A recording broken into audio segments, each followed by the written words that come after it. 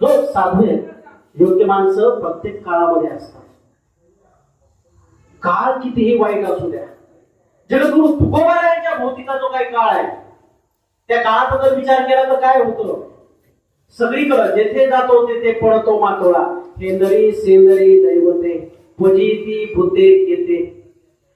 सगळीकडं झालेली गोष्ट काय, त्यावेळेस देव मानत नव्हते असं नाही बरं का.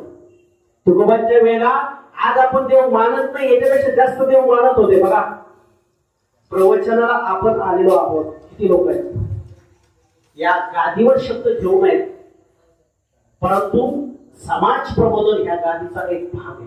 म्हणून सांगतो, जर इथंच एखाद्या पशुची हत्या करायची जर असती तर किती आले असते, काय तडकाफडकी नियोजन लावलं असतं. ज्यांनी हे नियोजन केलंय त्याच्यावर भगवंता